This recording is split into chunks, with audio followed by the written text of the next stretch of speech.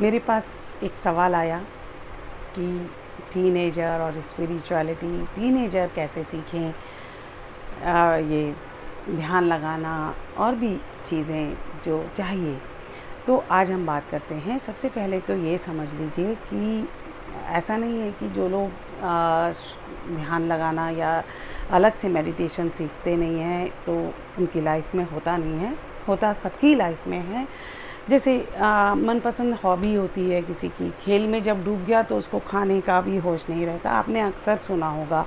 या वो किताब में डूब गया तो उसको किसी की आवाज़ सुनाई नहीं पड़ती। कोई भी एक्टिविटी वो मेडिटेशन का ही एक रूप है। अच्छा, अब हम बात करते हैं कॉन्शियस मेडिटेशन। तो कॉन्शियस मेडिटेशन के लिए सबसे पहले तो आप हॉबी समझिए, अपनी हो या किसी और की।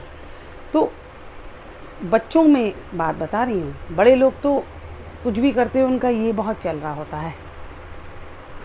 तो अब हमें क्या करना है कि उस हॉबी को और परफेक्शन, अगर कोई अपनी एक हॉबी में या किसी भी एक्टिविटी में परफेक्शन के लिए और बेहतर और इम्प्रूवमेंट करने की सोचने लगता है, दैट इज़ मेडिटेशन। अब हम बात करते हैं स्पिरिचुअलिटी कि स्पिरिचुअलिटी आखिर में है क्या। बहुत सारे रूप हैं, लेकिन एक बेसिक रूप जो है, spirituality is connecting to our self. वो बहुत सारे तरीके से होती है। कई बार हम बहुत परेशान हो जाते हैं जब हमें वो सबसे अलग हो चुके होते हैं, तब भी हम जब अपने अंदर जाते हैं, दैट इज़ स्पिरिचुअलिटी। उसके लिए आपको वो तो हो गया आपका फोर्स्ड, कुछ नहीं है तो जैसे बोलते हैं ना कि उसका नाम महात्मा गांधी, हाँ, मजबूरी का नाम महात्मा गांधी। लेकिन हम कॉन्शियसली अगर हम करते हैं तो we are really great enough. तो सबसे पहले एक्टिविटी देखिए और उसके बाद जो बेसिक तरीका है, आप सबसे पहले कोई भी रिलैक्सेशन सीखिए। मेरा जो एक वीडियो है इसी बात पर है कि कैसे तैयारी करें। दूसरा है कि अगर हम अपनी सांस पर 1 सेकंड भी ध्यान देते हैं कि हाँ मेरी सांस, हाँ, वो भी एक शुरुआत है स्पिरिचुअलिटी की। लेकिन आप ये कोशिश करिए सुबह उठने से पहले, यानी बिस्तर छोड़ने से पहले 1 मिनट खुद को धन्यवाद दीजिए या अपनी सांस पर फोकस कीजिए। अगर आप धन्यवाद भी देने का मन नहीं है या नहीं विश्वास करते तो आप अपनी सांस पर फोकस कीजिए। ये नहीं कि एकदम मशीन की तरह उठे। और रात में भी सोने से पहले खुद से ज़रूर बात करिए।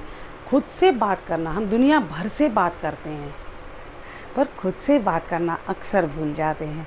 तो टीनेजर क्या कर सकते हैं, वो बहुत एक्सपर्ट होते हैं खुद से बात करने में। उनके लिए बहुत इजी होता है, उससे उनकी क्रिएटिविटी बहुत बढ़ जाएगी। जब वो खुद से बात करना सीख जाते हैं, फिर वो अपनी सांस पर ध्यान दे सकते हैं। उसके बाद वो क्रिया योग कर सकते हैं। देखिए, क्रिया योग वक्त की बर्बादी नहीं है। होता क्या है कि अगर आप क्रिया योग से अपनी सारी चीज़ों को बेटर रखते हैं तो आपके जो टाइम इतना सारा लगने वाला था किसी एक्टिविटी में, वो एक तो टाइम घट जाता है और quality of work, quality time हो जाता है आपके पास। तो क्रिया योग सबके लिए है, ये सिर्फ जंगल में गए हुए ऋषि मुनियों के लिए नहीं है। ऋषि मुनि हमारे लिए हर चीज़ करते थे जिससे हम उस चीज़ का फ़ायदा उठा सकें। चाहे वो जड़ी बूटियाँ थी, चाहे वो ध्यान था, उन्होंने सिर्फ इसलिए नहीं बनाया था कि मैं ही करूँगा, नहीं। हमें उनकी चीज़ों से जो उन्होंने रिसर्च की थी, तब तो ऐसी लैब्स नहीं थी, जो उन्होंने रिसर्च की है उस रिसर्च का फ़ायदा उठाएं। क्रिया योग सबके लिए है। Thank you.